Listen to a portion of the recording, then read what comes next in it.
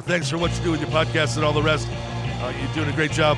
Hope everybody keeps tuning in. You get a lot of good info, a lot of insights, understandings of how to get strong, how to stay strong, how to use your strength. You do a great job, dude. You make things better than they are in real life, I think. If you don't follow Massenomics, y'all do it. Social media, website, everything. Massenomics.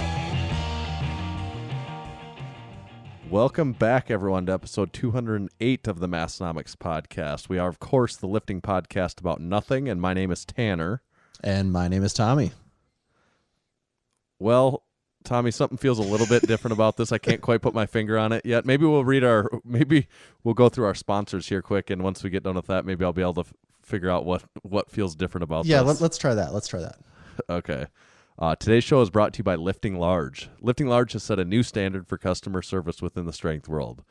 They have live website chat support and speedy email responses. Lifting Large is the home of the Ground Lock deadlift slipper, and they are always in stock and ready to ship. Massenomics listeners can save 20% on all Lifting Large branded products by using our discount code MASS20 at checkout. Today's show is also brought to you by Spud Inc. The goal of Spud Inc. straps is to make products that support sports performance and help everyone achieve their training goals. They make products that last forever, won't bust your budget, and most importantly, leave no doubt about success when everything is on the line. Check them out online at spud-inc-straps.com. This episode is also brought to you by Hybrid Performance Method. They're your one-stop shop for all things fitness and online coaching. Whether your goals are training-related, nutrition and body composition-related, or both, Hybrid has a program for you.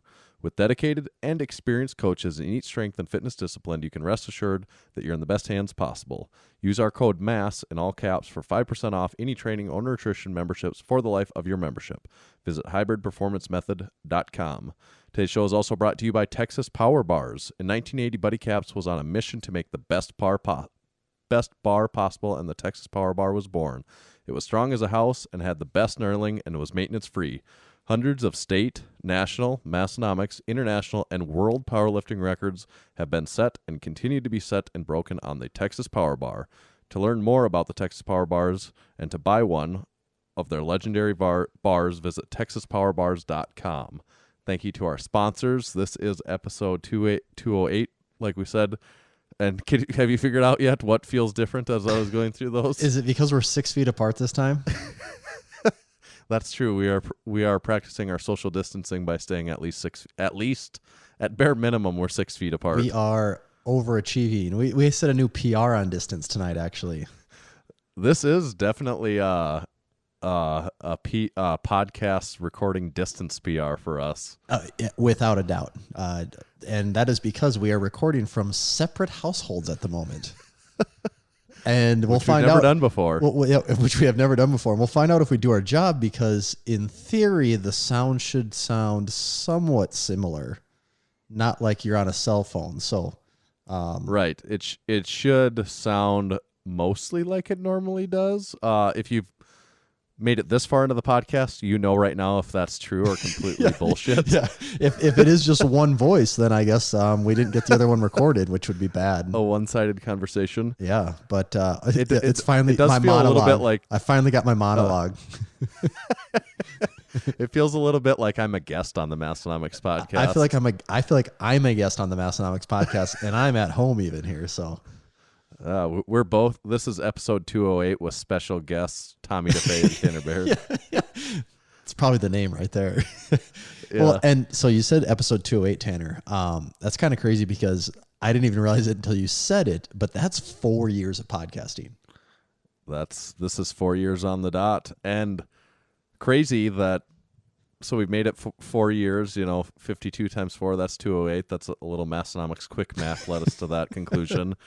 And crazy thing, and my first thought is it is the coronavirus is almost what took us to not be able to to record an episode of the Massenomics podcast. We've gone through a lot of things in 4 years, and it's that almost tried to take us down. Yeah, the scheduling delays, working ahead, travel, all types of stuff we've worked around. But this one has been one of the bigger challenges, and that was just we had to record from different households. And that is, we are practicing social distancing. We're being safe here.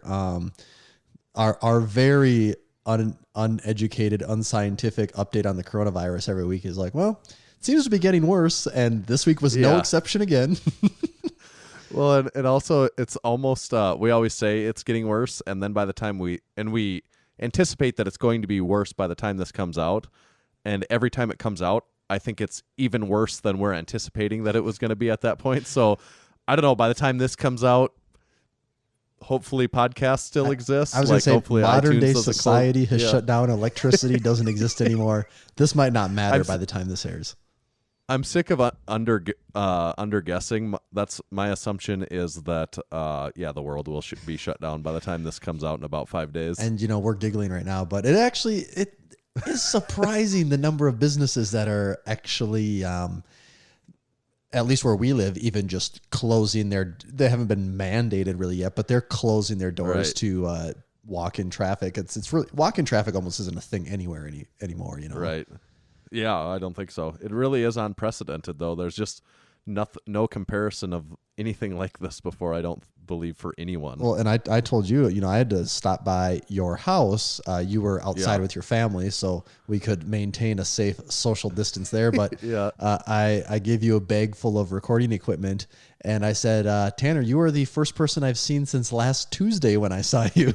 And it goes back about another week before that. So that was my social interaction for the week. Yeah, so but then the way we have it set up now, you really wouldn't have to see me next week, so that may be the last time you see a person for. It's like I'm going away. This is it. No more people for me. Yeah, but as lonely as that may be, can't stop me from enjoying a good can all by my lonesome. What's in? Tanner, okay, what's in that can. I'm going to drink it. Yeah. You're going to try and guess what's in it. Well, can you just describe to me the nodes? It's an oaky afterbirth. Oaky afterbirth. That sounds like a LaCroix. Okay. Yep, you got that part right. Oof. Makes me burp. I can tell by the sounds you made afterwards. I feel like maybe it was a lime LaCroix. Ooh, you are correct. That was the one. Oh, wow. I'm good. I'm getting really better at this. I can start to, although, us being half a city apart and me not even having a LaCroix in front of me or especially even drinking one, it doesn't taste that much different than when I'm there drinking one. Actually, taste that I much think different. Me talking into the microphone is really enough. I believe it carries through the electricity to you. I'm kind of getting that same level of a little bit of aroma. And you are wearing AirPods while we record this, so it's like pumping directly into your ears, Tanner. That's true. I hadn't said that, but I am pretty fancy now. I have AirPods. You are. You're not. You could say I'm pretty cool. I don't typically think of you as the tech guy, Tanner. So when you said you had AirPods, I was almost a little taken back by it. And the way I'm not typically the tech guy is you ask me which ones I have. There's two different versions, and I'm like the regular. I don't know Pro. the answer to that one. Yeah. Yeah. So I guess you've had these a while now. This is something I've thought about getting. And to be honest, I was actually I was about 90% set on getting them, and I still do want them. But I went into the Apple store in the Mall of America probably a month ago, and honestly, the people that were wearing AirPods almost pissed me off so much. It almost was an anti-testimonial for me, and I'm like, no, I don't need to be one of those people. So I had to hold off, but probably one day they'll be mine. Yeah, mine were gift from my wife for my birthday, so that's probably the only way I would ever have them is by getting them through a gift, which a good gift because it's something I wouldn't buy myself, but having them I've been enjoying them. I also have like a $10 little one ear Bluetooth speaker thing that I use. Yep. And it is nicer than that. I don't know if it's 15 times nicer than that thing. There is that thing of diminishing returns.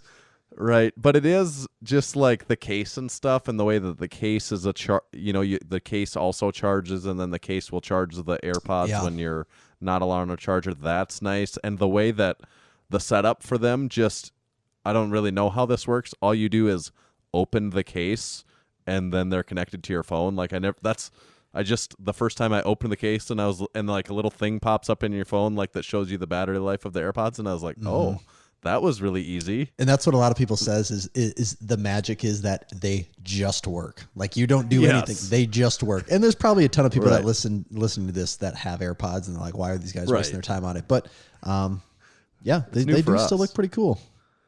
Yeah. I don't know if they look cool. That goes back to what you were saying. Like, like it depends on the setting that you're in, of whether or not it looks normal or appropriate that you're walking around with AirPods 24/7. Yeah.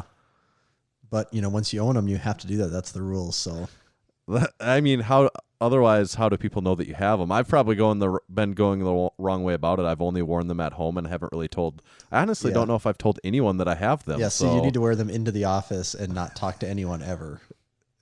Yeah, that's the way to do it. I'm not against that. I'm definitely not against that. Well, you got something to shoot for now. Amen. So, looking at our 4-year podcast extravaganza list here, Tanner. We have quite a bit planned since we just figured out that this was the 4-year right before we started recording. Just like every milestone we hit, we have pretty big plans here. Episode 200 was the first time we ever had guests on the line. Episode 208, first time we ever had ourselves as guests on the line. It's just milestone after milestone.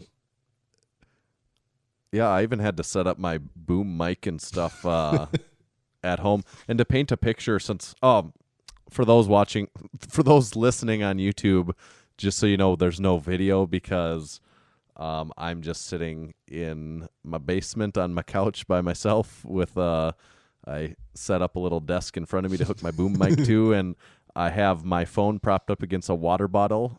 And Tommy and I are FaceTiming while we do this, so I can actually see. So the video would not be all that exciting or impressive. No, so there is no video. I mean, compared to our regular video, that's very exciting and very impressive.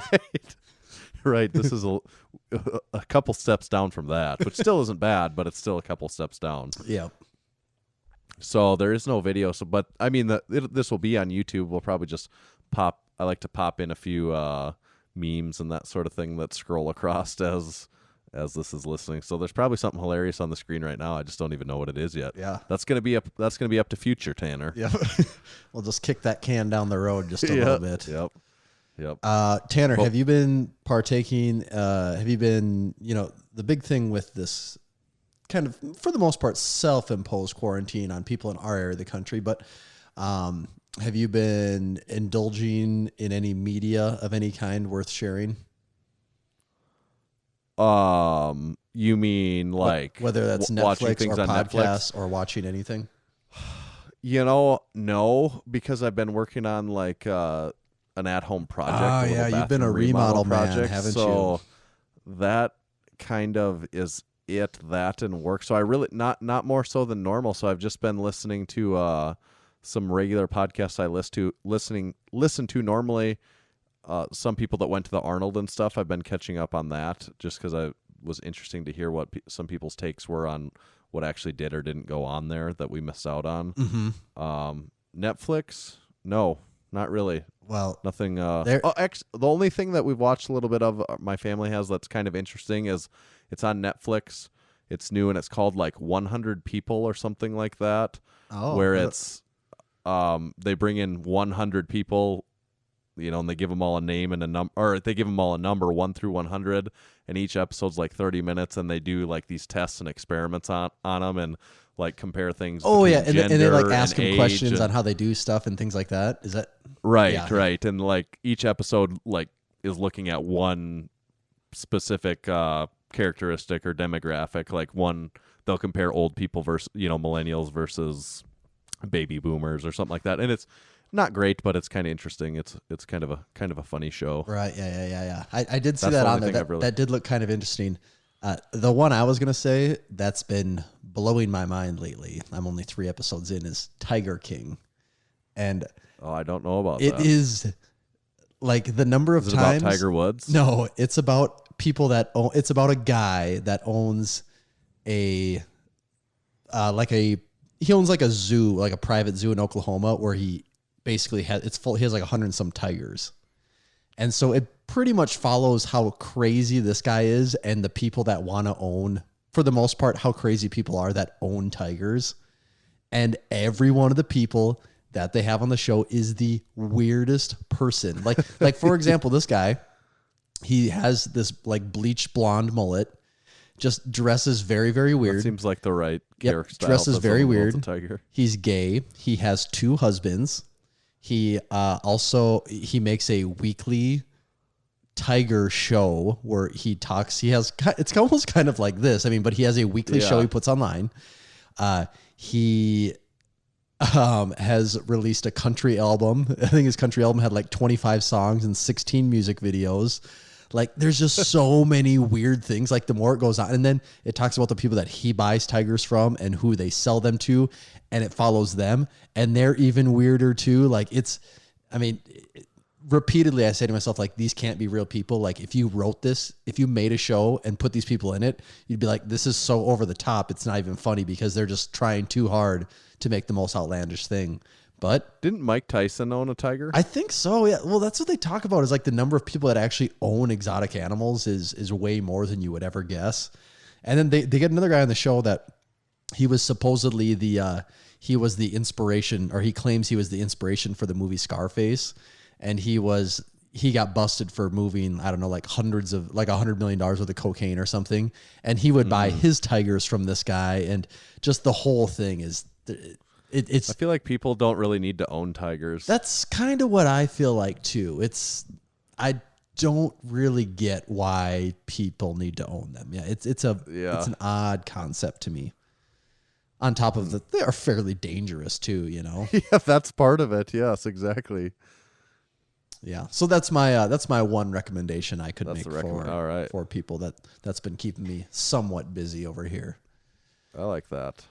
Should we talk about some lifting things, Tanner? We actually, we did say a couple weeks ago that there's going to be nothing lifting wise to talk about. And while that may be true from a competition standpoint, there are still a few minor things happening in the lifting world.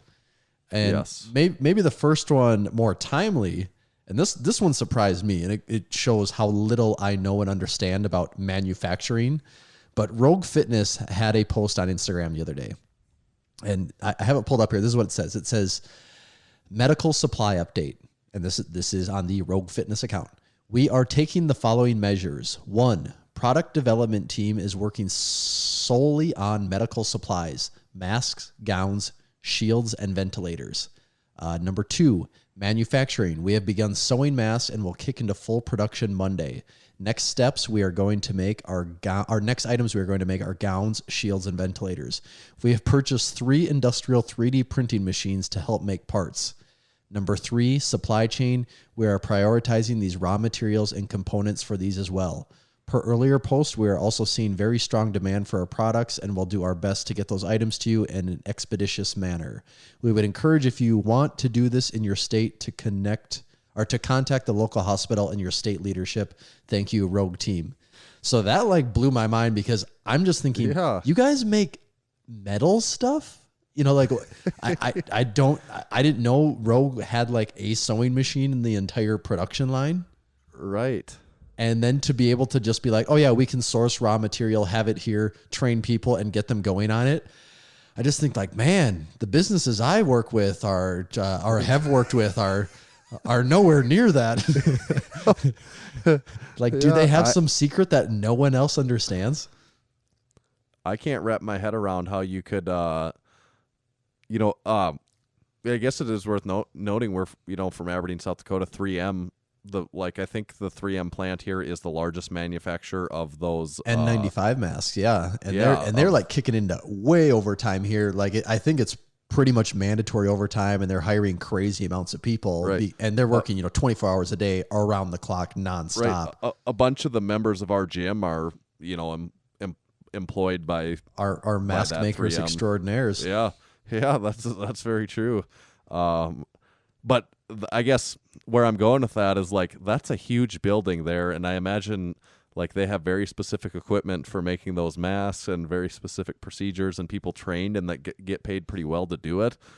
I don't I mean, obviously they're doing it, but I don't picture how that happens. How Well, they just say, "All right, we're doing that now." And I wondered, like, are they maybe not doing the N95 masks? Are they maybe doing Right. just the more basic one? Because that N95 Right. has the filter in it, doesn't it? Yeah, I think yes, So that's that one. Yeah, And maybe that's not as sophisticated as I think it is either. But I mean, it would make sense to me if they were just sewing more of just the cloth protector over your face, Yeah, and then right. the strings are however that hooks or back maybe on if they're even doing. I based on your post, it sounds like they're coming out with finished product, but maybe that it's even that they could just be a piece of the puzzle. If they're just doing a certain portion of it, but by what you said, it sounds like they're completing product. Yeah. So I don't know. And then, but yeah, that is just insane. Yeah, and then on top of that too, gowns, shields, ventilators, and 3 industrial 3D printers to make parts for it. It's like, damn. Like, I guess you They have drop- maybe they have. That's Rogue. They probably have some type of 3D printer already. So I guess I'm assuming they Right. probably have someone that already knows how to run those things, and it's just all right. Get them in here, and we'll do our thing. And I'm sure they feel like they have use for that long term outside of this as well. I'm sure that they will Yeah. utilize that equipment forever. Yeah. Yeah, that is nuts. And they did say at one point in time that there was like a day or so there that they were not even taking orders. They didn't shut down the website. You could still go on the website and add things to your cart, but it would not allow you to check out. Yeah, I have that right anything here. on It their says website. we are halting our online orders for the next 24 hours. Our operations team needs to get caught up. Thank you for your business. That's quite the predicament for a business to be in, that we're like, sorry, we have to stop taking orders. Like We're so so much going busy. on. And yeah. Well, I would say get that money now while you can, while people still have it, because in a couple Right. months when this Well, thing's still going on and everyone's drained, probably there won't could be be placing nobody orders as making much. purchases. Yeah, no, that's very true. We've kind of talked about that off the show a little bit too, where it's like, man, the long-term effects of that on personal and small business and even like large business finances could get crazy over this extended period of time. Yeah, it's like hard to take your mind there and actually comprehend what the possibilities could be, Yeah. because it just feels like, well, that's like the stuff that movies are made of. That's not rooted in reality in any way. No, and that's what we're living in now, though. It is just like a movie scene.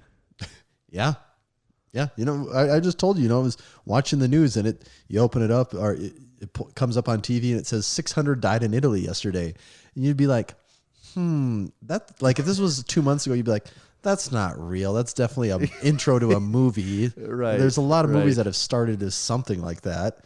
But Yeah. no, that's the world we live in now, I guess. Yeah. I would say too, for Rogue, I guess kudos to them for doing that. I suppose there's a need for it, and I know people are like hospitals and stuff have a shortage of that stuff, but also they're probably not purely doing it out of the kindness of their heart. I'm sure that they feel like there's money to be made for them doing that as well, right? I'm sure there's probably some benefit on the fringes somewhere, whether that's all right. Now we got these 3 industrial Right. 3D printers that we can prototype stuff with that didn't really make sense for us to get, but now we have. I wouldn't be surprised if there's some benefit to them other than just purely we're making masks and not doing anything else Yeah. from now on. Maybe I don't know what the term is called for it when it's like a act that the president can call in where it forces businesses to do what Rogue is doing. I saw them talking about. I forgot what that's called too now. But they haven't done that. Yeah. But obviously, Rogue, for example, some businesses are choosing to do it without being told that they have to. Yeah. It's like what Which they is did in good. World War II, where everyone just they quit making cars for 3 years and just make Where everyone turned into Rosie the Riveter, right? right. Yes, exactly. So I think really, so we've talked about that. I guess the thing that I'm thinking, and I'm assuming everyone else is thinking right now, is what's Titan going to rebuttal with on this? Ah, You know, a really shitty mask. it's like a substandard mask. I don't even know what a less than just a regular mask would be. Maybe it's maybe out of like a mesh material instead. Right. They just bought instead of buying 3 state-of-the-art industrial grade 3D printers, they bought one not so state of the art. And they have a new intern that says he's ran one before. Yeah, That assures the team he can do this. Yeah, he looked closely at like what it looked like Rogue was doing with their 3D printer. Yeah, watched a few YouTube videos. He's set. He's ready to go. Yeah. Yes. Should we do I think we're on track for some ads here quick, Tanner. All right, that's my kind of track. All right. Can you still press the money button over there? Do we still have the money? Can I? Nope, that's not it. There we go. Okay. Yeah. I don't know why my brain can't remember that the green button's the money button, but I can still hear the money all the way from over here at my house. it's big money. Big money. Today's show is brought to you by Lifting Large. Lifting Large sets the new standard for customer service within the strength world. Get email responses in hours, not days. They now have live website chat support available during the weekdays, so you can get advice from a real powerlifter with actual platform experience. The Lifting Large team wants to help you achieve new PRs in the gym and on the competition stage. When you're ready to try single ply and come to the dark side, give them a call. Lifting Large is home of the Ground Lock Deadlift Slipper. It's always in stock and always ready to ship. Massenomics listeners can save 20% on all Lifting Large branded products by using discount code MASS20 at checkout. That's MASS20 to save 20% on all Lifting Large branded items. Place your orders at liftinglarge.com, and you can follow them on Instagram at liftinglarge.com. That's liftinglarge.com. The Massenomics podcast is also brought to you by Spud Inc. and the Fat Tricep Strap. The Spud Inc. Fat Tricep Strap is the thickest strap handle they've ever made. It is designed to build your forearms and make your... I was fighting that sneeze for a long time. Glad I'm not in the room with you. It's a good thing you're staying home right now, Tanner. Wow. Could have got your moisture particles on me. I put a lot of moisture particles in the air on that one. Luckily, I can sit over here in my own filth and not worry about it. Let's start over. Let's give Spud Inc. the time they're due here, and we'll give them a clean start. All right. The Massenomics podcast is also brought to you by Spud Inc. and the Fat Tricep Strap. The Spud Inc. Fat Tricep Strap is the thickest strap handle they've ever made. It is designed to build your forearms and make your everyday exercises like pull-ups, face pulls, and push-downs excruciating. And because it's built from a nearly indestructible nylon webbing, this strap will last a lot longer than your grip ever will. Check out the Spud Inc. Fat Tricep Strap online at spud-inc-straps.com. Today's show is also brought to you by Texas Power Bars. Buddy Caps first started lifting weights in the late 60s and began powerlifting in the mid-70s. At the time, he was working for Image Barbell building gym equipment. Around 1976, a local machine shop started making Olympic barbells for them, calling it the Image Bar. In 1977, Image Barbell became Champion Barbell. It was then that Buddy started looking at the bars with an intent of changing them for the better. In 1979, Buddy bought his first lathe to begin addressing the known issues. In 1980, his passion, drive, and purpose now had a greater mission. Buddy set out on his own to make what he believed was the greatest bar he had ever seen and trained with, and the Texas Power Bar was born. It was strong as a house with the best knurling and was maintenance-free. Hundreds of state, national, Massenomics, international, and world powerlifting records have been set and continue to be set and broken on the Texas Power Bar. To learn more about Texas Power Bars and buy one of their legendary bars, visit texaspowerbars.com. And last but not least, this episode is brought to you by Hybrid Performance Method. If you've been training without a coach and have been looking for a competitive edge, remember to check out hybridperformancemethod.com. Hybrid has 15 different strength and fitness programs covering everything from powerlifting and strongman to gymnastics and general fitness, all included in one training membership. That's not all. Hybrid also offers one-on-one personalized nutrition coaching that uses lifestyle habits and a flexible approach to shape your nutrition plan around your current lifestyle instead of turning your lifestyle upside down in order to support unsustainable habits that only work in the short run the way most programs do. If you're ready to take your training, nutrition, or both to the next level, use code MASS in all caps for 5% off membership to all programs for the life of your membership. Thank you to our sponsors. Hell yeah. It's a good sponsorship team right there. That's an all-star. That's like what was it? The 92 Dream Team, was that what year it was? Yes. That's Yep. like a 92 the dream team. team of sponsors right there.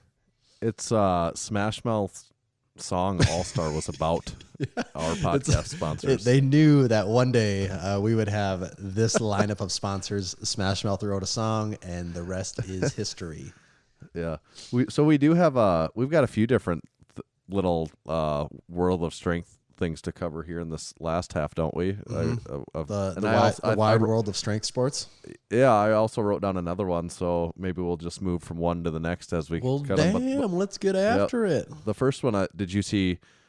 So this is a big lift segment, I guess. Right here, we're in a big lift segment right now. All right, did I like you big see lifts. that Chris Duffin squatted 1,000 pounds for a triple?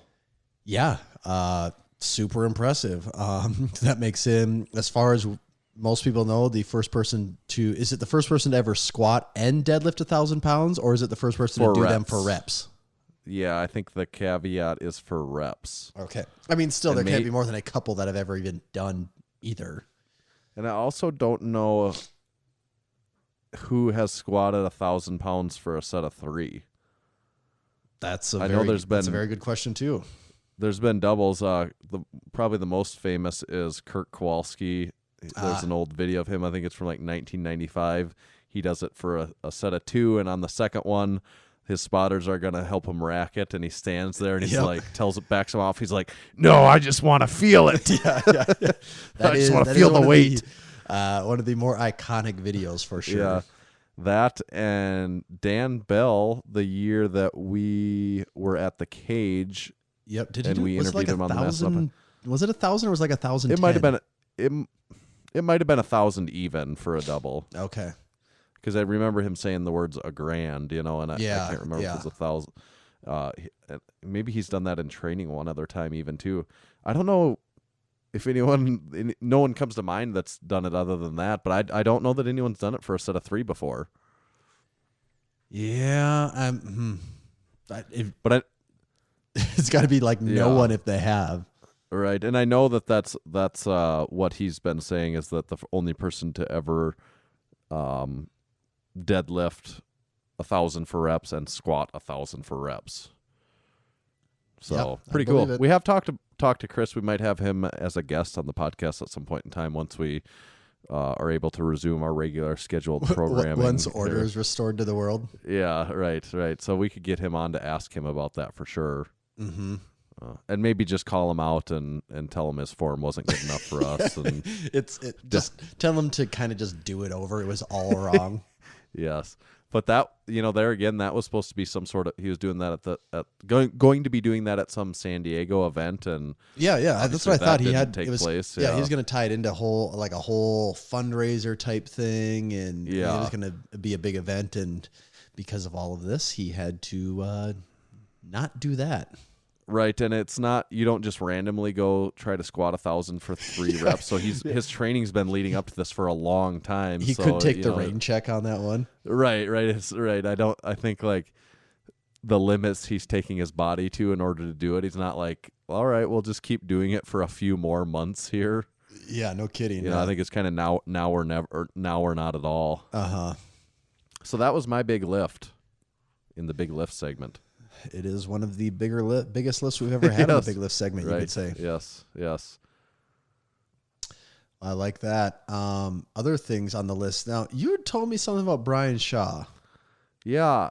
So I'll look into this more after this podcast. So my information on it now isn't that great, but I was talking to someone that there's recent YouTube video he put out that he's going to plan on trying to bench 700 pounds.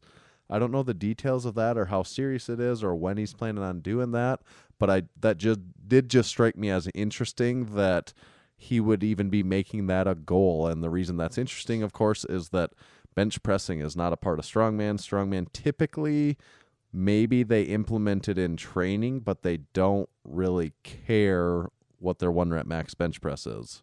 Right. But why should they? It's not part of almost anything that they do. But I was a little surprised by this one. Yeah, and also I think what's really interesting if he's planning on doing it in like some sort of a sanctioned powerlifting bench only meet, that which would be really, really cool. That would be really cool. That would make it way more legit, and yeah, I think get a lot more people excited. I mean, I would still just be excited to see him do a 700 bench press no matter what. But I think that doing it in the competition shows like a certain level of seriousness to the goal. Right. So like I said, I don't know how accurate this is, how serious he is about it. But if he's really serious about it, I think that's pretty cool. I would like to know who the hell is going to manufacture a singlet that he's going to wear if he's going to do that in some sort of competition. Yeah, that is a good question. That's a lot of material that's going to be tied up there. Based on like the singlet sizing that we sell, that would be like a 14X, I think, that he would have to wear. Yeah, it would be. We'll just need a bigger singlet press or whatever they make singlets out of. Yes. So yeah, that's about all I know about it, but pretty interesting. I would like to see that happen, of course. Yeah, we'll have to keep an eye out and see how that one unfolds over time here. The other thing on the list, we had talked about this off air a few times because this goes back maybe a little over a month now, but one of the bigger things in the lifting world that is kind of sort of flown under the radar is the fact that Wilks basically doesn't exist anymore. Yeah, and that's right. What you're saying is I'm kind of asking you this because I don't know really well, but is it true that like nobody uses Wilks anymore? That's just dead, basically, as far as powerlifting federations are concerned. I wouldn't be surprised if because there's so many federations. Right. There's got to be a couple that have been like, oh shit, that ship has sailed. We missed out on that. But as far as the bigger ones go, IPF, USPA, PSAPL, they left that along to with IPF points, right? Probably about a year ago now. And USPA, have they officially adopted dots? So. Is that? I think so. And I'm assuming it's dots. I don't think there's any special way of saying that. I'm assuming it is just dots, but DOTS. Yeah. Yeah. Even when you go to open powerlifting now, the default sorting, it was always Wilks. The default sorting is now dots. And right. I don't know the science behind it. It's if there's so little information on it, this would be actually probably a really good thing for open powerlifting to.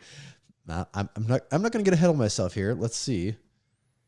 No, this would be a really good thing for them to maybe provide some context and information on their frequently asked questions section, because I typed in like dots powerlifting and nothing comes up. I couldn't in Google. I'm saying there's just a total lack of information around it. It seems like. Well, maybe we should have Dot on as a guest on the podcast in the future, and he can explain to us his formula. Mr. Dot. Yeah. Yeah. I don't know where the name comes from. Do you? No. Yeah, I don't know where the name comes from. I don't know what is or isn't good about it. When I look at the top 10 of lifters on open powerlifting, it looks like CC Ingram moved ahead of Steffi Cohen into the number 2 spot. Stacy Burr is in number 4. I don't know if she was there before. Yuri Belkin's the highest rated guy at number 7. Zahir's number 10. So like the top 10, the top 10 shifted around a little bit. I guess when I go down farther, like John Hack is number 14. I don't know if he was that high before. Eric Lillybridge is down to 16 now. So like there is some shifting going on there. Aren't the numbers similar though? Like, isn't that one of the selling points is like, so we're pretty familiar that a 700 Wilks was huge. Like them breaking that barrier was like enormous. Yeah. Are the numbers kind of the same, like relevant to that? Yeah. So that Mariana, she's at 709 points. So she's basically at 710. And then CC is at 686. Steffi's at 685. 675. So those are a little bit lower. Yeah. But I don't know how close they were to, if we just change it to by Wilks. Steffi's Wilks was 698. Stacy Burr was at 668 in third. CC was at 666. So there was a little shuffling in there, 20 points ish for those top people. I don't know enough about the formula to know like how it's changing It's some of interesting these others. though, like you're showing how it switches CC ahead of Steffi, where these big meets like the Kern with big payouts were based off of Wilkes. So say those two performances were in the same meet before Steffi was the one that walked away with the $25,000 in that scenario. If it was those two going to head and it was the Wilkes formula deciding the winner, now they lift the exact same weights at the exact same body weight, and because of dots, then okay, CC's better now. Yeah, that is kind of like the that funny makes you part. be like, what? Okay, not like just that alone. That it's like, okay, no, we just switched the formula, so now she wins instead. That makes me rethink the whole thing and like, wait a second, do these really make sense? Well, but but then again, it is just the whole thing of like, well, you are classifying who is best by a man-made formula, right? That's imperfect, and at even this time, I'm sure even the people that like dots would also say that this is an imperfect formula. Like, I don't think that the perfect one will ever exist. Right. The only thing that it is perfect is lifting within the same weight class and looking at total. Right. I mean, that's a pretty cut and dry there. But like I'm looking around, like in the top 50, there's a few people that I'm seeing that move a decent amount. Like, just for example, if I can even find where he's at now, it looks like Ray Williams moves quite a bit. It's not even. I'm not even finding him right now, but there's some people that are moving like 10, 15 spots. I'm seeing in my quick preliminary looks here, but I don't know enough about it. Why it's better, what people like more about it. I don't know any of those things. I do like that the numbers are kind of similar numbers, so it just makes sense where you say someone has a 500 dots. It's like, well, what the hell does that mean? It's like, well, the it kind of best means number the same isn't thing. 1,000 now. Right. Well, and that's still with IPF points. Do you know what's a good IPF point? Like to me, I know what like in Wilkes or now dots, I guess, like a 400 threshold means something to me. A 500 threshold means something. I can kind of visualize what those people are at those thresholds. But like if you think about IPF points, do you have any clue if someone says they have 1 bajillion IPF points? If you're like, oh, is that good or bad? I don't know, and I'm actually trying to look up like what I think 1,000 is the best you can do. I think in IPF. It's been a long time since I even looked at that. I'm just trying to. Do we know exactly how they do, transfer over to Schrute bucks? That is the main conversion thing that people should be worried about. I mean, it looks like about 1,000 is kind of in the peak. Okay. For some reason, Jen Thompson has like an 1,100.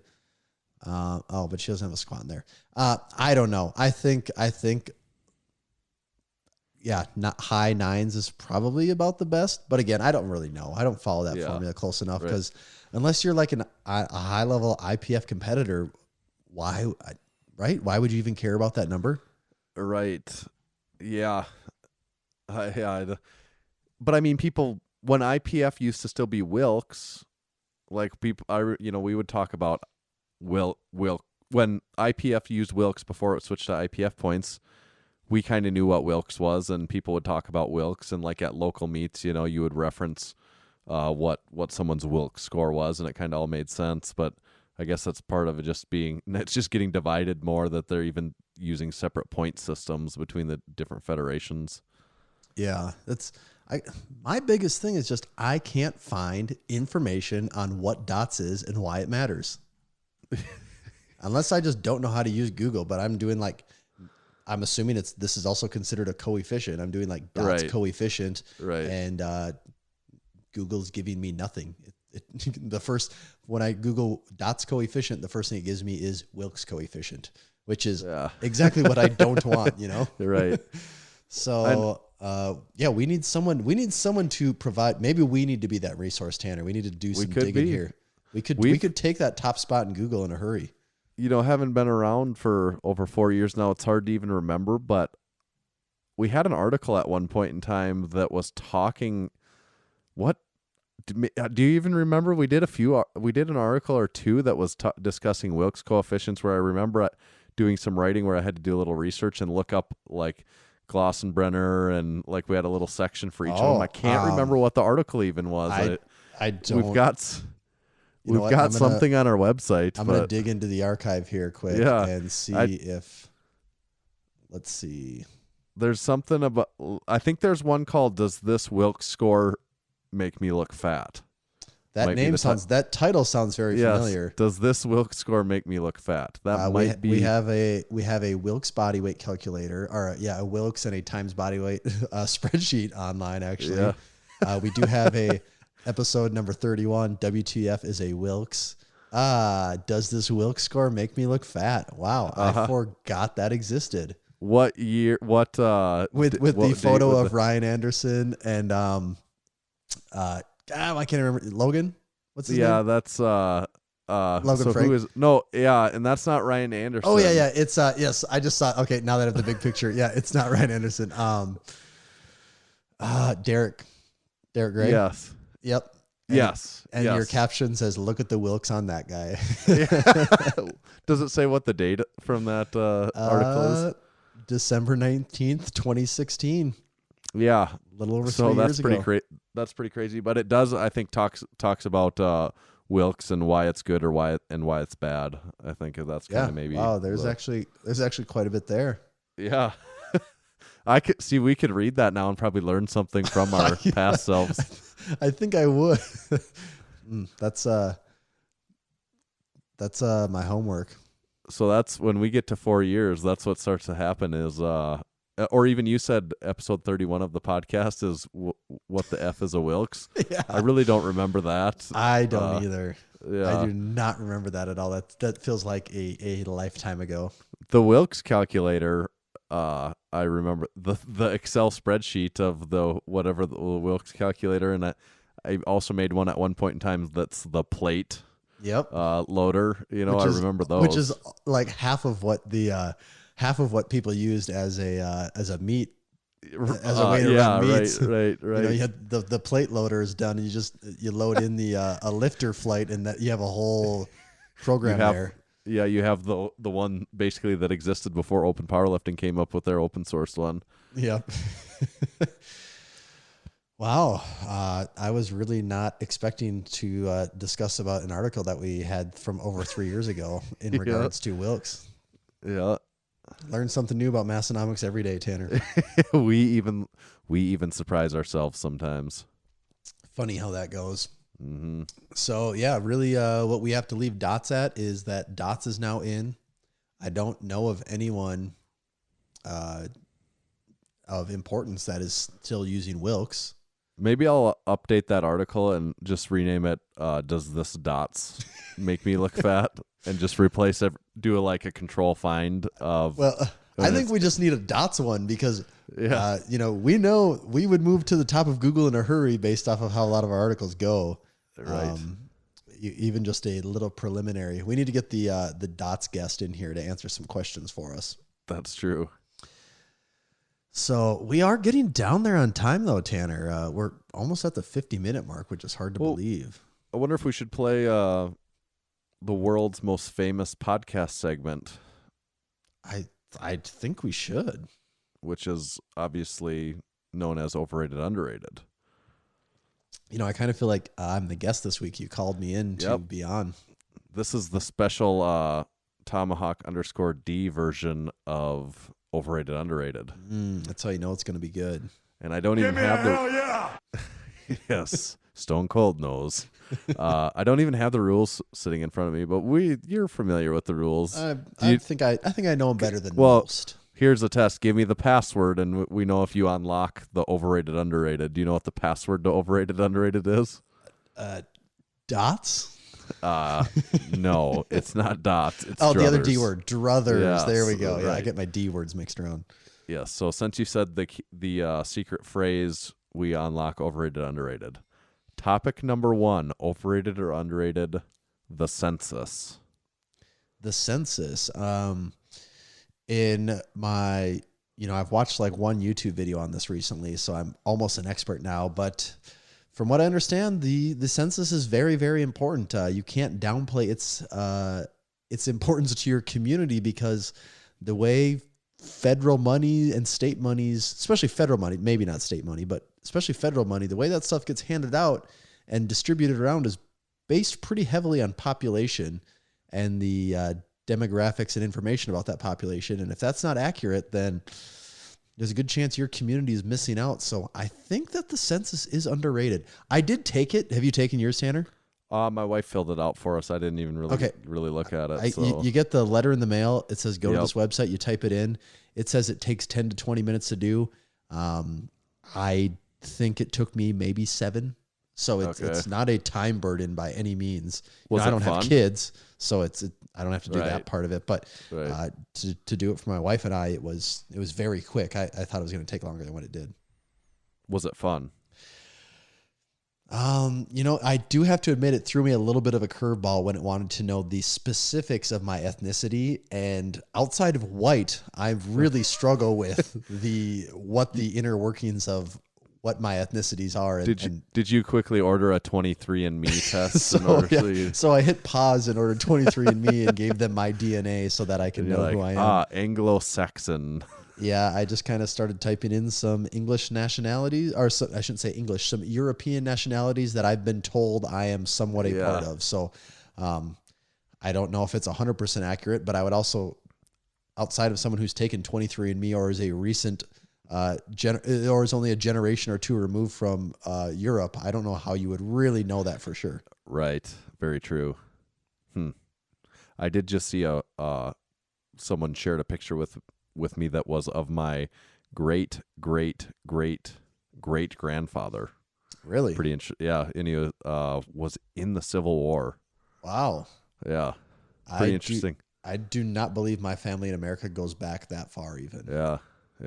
Civil War, that's pretty cool. Yeah. It is for the North too, so even better. You don't have to pretend to be excited about being on the wrong side. Yes, exactly. I was like, that's better. I can tell people that and not be like, it's for the South. I wasn't going to ask because I didn't want to get the wrong answer there. Yeah. Tim, so I'm glad you cleared that up. Yes. But so the census is underrated. Topic number 2, overrated or underrated? Autotune. You know what's kind of funny about Autotune? This is the one, probably what year? 2010-ish is when it really picked up in popularity in pop music. That's when T-Pain really started to go off. I was going to say T-Pain is and everyone started to really just ride this Autotune wave. And do you have an Autotune button you can push on the thing to make a sound? I bet we probably could if we looked into it. I bet this thing has the capability. We just don't know it. Did you know Autotune was originally like built for monitoring? It was like a software algorithm or something built for monitoring earthquakes, I believe. Like for the seismograph stuff. And then somehow they took that technology and could apply it to like voice waves, and it would smooth them out. It was something like that. I definitely got parts of that wrong, but it's something along those lines. So the one argument that I've never understood is that, all right, there is the argument that a lot of people make with Autotune is it's not how people actually sound. So it's not natural. Not natural equals bad. That's kind of the basic formula I feel like people make. So there was for years and years and years, guitars and pianos. And then somewhere along the line, they made electric guitars and they made synthesizers and electronic pianos that can make all types of noises.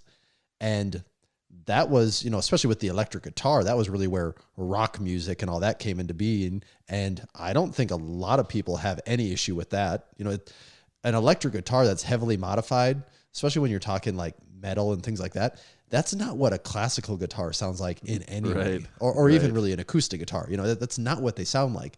So you've taken something that's natural and you've processed it to make a different sound. So now you're taking people's voices and you're processing it to make a different sound. And my whole thing is like, so what? You put a different thing. What's wrong with that? Yeah. I guess if we're all trying to have the purest, most perfect voice, then yeah, you're masking that. But I don't think a lot of people are really like, are people really that upset that they're not hearing T-Pain's real true voice, you know? Right. And like nowadays, I guess, are they mad that Ariana Grande's voice sounds more perfect than what it actually is? Like, I just don't think people actually care that much about it. I think it was one of those things, it was like a fad to hate on for a while. And yeah, I think, but then it goes back like, am I going to say Autotune is underrated? Like, I think it's one of those things that doesn't really matter. Yeah. But I don't want to say overrated because everyone's like, oh, yeah, it is overrated. It sucks. Right. It sucks. And I don't think it really matters. So I guess on that principle, I'm going to say it's underrated. That's fair logic, I think. A lot of loops we had to jump through. On that Yeah, one. right. Okay, topic number 3, overrated or underrated, kombucha. Oh, that stuff is overrated. Unless there's something I'm not getting about it, that stuff is overrated. We know that for sure based on our What's in the Can segment. Based on that one, you know, I could. It would be tough, but I could finish a whole one. It wouldn't be enjoyable. It wouldn't be enjoyable. Maybe there's a flavor out there that's better, but I didn't find it overly refreshing. It was unique. It was, I would use the word challenging. Like, it was challenging my taste buds it was taking them to places they hadn't been before. But I feel like when you're describing a beverage, if the best you can come up with is challenging, it's like challenging and unique. Yeah. It's like, and alcohol isn't involved. Yeah. Yeah. Yeah. So that's, I'm going to say, I think it's overrated. Yeah. And it's not cheap either is the thing too. Right. You know? Okay, topic number 4. Overrated or underrated? My 600-pound life. Oh, as a person that has seen way too many of those. Like, I don't know if there's 100 episodes or more. I want to say I've probably seen 3/4 of them. Unfortunately, my wife loves the show. So then I'm just like, why? Yeah, I'm just, fine. It's like the whole thing of like, it's the car wreck. Like, I can't look away, but I'm sitting here watching it. Well, that's what the show's based on. That principle, I think. Yeah, just the shock value and the fact that they make them shower naked and record it to do the whole thing. It's, I think I don't even know what you would rate that show. Like, it's, I mean, it's a pretty, if no one's seen it, they should watch it, at least a couple to know what that's about. But I like that old doctor man. Doctor now. I mean, he is the man. He's just giving it to these people straight. Like, hey, and it's a pretty simple program. This is how they all go. The people are anywhere from 6 to almost 800 pounds. They somehow have to get to Houston so they can see the doctor. The doctor then makes them go on a no carb, like almost no calorie diet. And if they can prove that they can stick to the diet and lose weight, and most of these people in the month of like sticking to a diet will lose like well over 100 pounds. It's like, whoa, yeah. how is that even possible? But so the pounds just start falling off. Once they've proven they have the discipline to stick to a diet, then he will perform the lap band or the gastric whatever they do.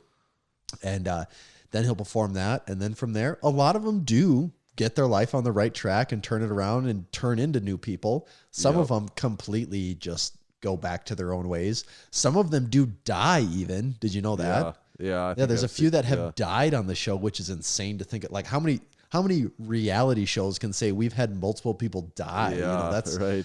That's something I would assume they're one of the only people that can make that claim.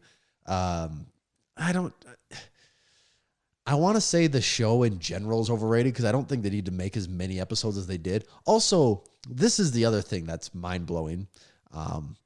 Pretty much every person on that show, the reason they weigh 600 pounds is they suffered some type of sexual trauma as a child.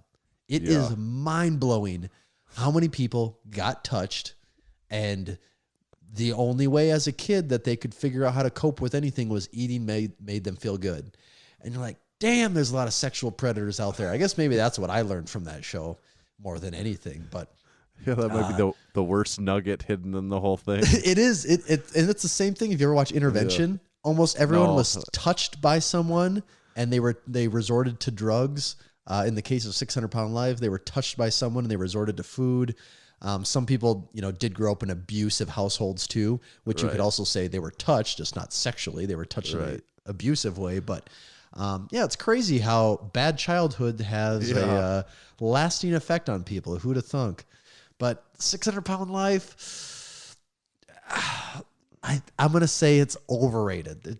There's just too many of them.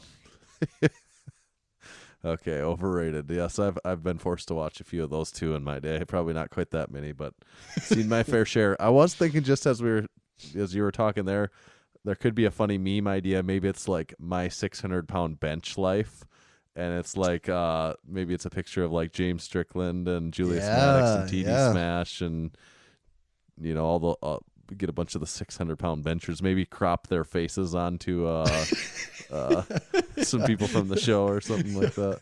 There could be something there. I'm not sure how much they would like that. Yeah. Maybe there's a way to do it so that they actually like it, so they'll share it themselves. So it's tasteful, right? Yes. Keep it a little more tasteful. This is tasteful. James will listen to this. Maybe he'll let us know if he's got a good idea to spin that too. Yeah. A quick recap of last week's overrated, underrated. IPAs, Jim said overrated. This was the Jim McDonald I think version. he did say overrated, yes. Yep. The people said overrated by like about 70-some%, I think. Podcast reviews, Jim said underrated. The people said underrated. I was excited to see that. So excited, in fact, that I hope that those of you, 2/3 of you, think it's underrated. You could go ahead and leave us a podcast review, because a lot of people voted on that, but we don't have as many podcast reviews as there was. And if all of those people that felt that way left us a review, we'd have a lot of reviews. Exactly. So you could pop on to Apple Podcasts and leave us a 5-star review. And as a bonus treat, we read it on air usually. So there you go. Mm-hmm. YouTube Fitness, Jim. YouTube Fitness channels, Jim said overrated. The people also said overrated by quite a bit. That one doesn't really surprise me. Nope. Costco, Jim said, what did Jim say? I think he said underrated. Yeah, and that's what the people said too. So the people like Costco. If only we had one, right? Yeah, I know. It's kind of underrated for me because it's like I kind of want one. Yeah. I think that kind of wraps up most of the hot topics that we had to get to here on 208, our 4-year anniversary podcast, doesn't it? Yeah. If you would have told me to make a guess about how the 4-year anniversary podcast would go down and what we talk about, not sure I would guess any of those things. No, I wouldn't imagine that there'd be some rogue virus that separates us from even be able to podcast and in our normal conditions. The one thing we just got restocked on our curls shirt. So that is available in all sizes, although 4Xs were selling pretty fast today. So we're already getting fairly low on 4Xs. And also, you should just buy them, because who knows by the time you're hearing this, what else has happened in the world. Maybe no one can work anymore. So we might just not be able to have those for a while. Well, we are now ourselves starting to experience some delays, I guess. Yeah, like on the company that prints some of our stuff, most importantly our lift shorts. So those are going to be delayed until further notice. Really, truck that was free to deliver them to us. So we have to wait for those to show up now. I really am worried how that's going to affect the world economy. Not having those lift shorts into the market, that could be a problem.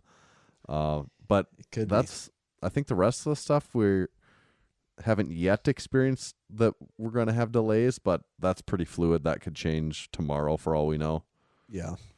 The one thing we do have new that maybe it's even on the website by the time we're talking about this is we have a cool new vinyl decal coming out that we've never had before. Yeah. And it's the Lift logo and it's kind of a big vinyl decal. It's heavy duty. Yeah, and it's made to be, it's like a indoor, can be used outdoors, or can, what you typically think of people putting like on their back window on a vehicle. That's this is, the quality this is made of.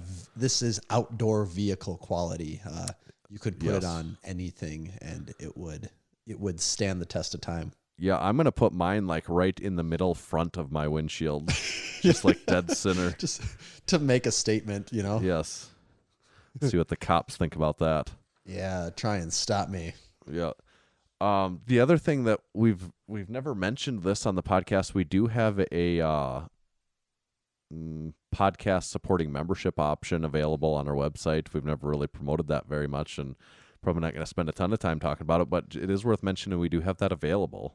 Yeah, and it's Tanner and I were talking, and it's by no means something that people need to go out and buy, but it's just we felt like we've been doing this for, as of now, 4 years.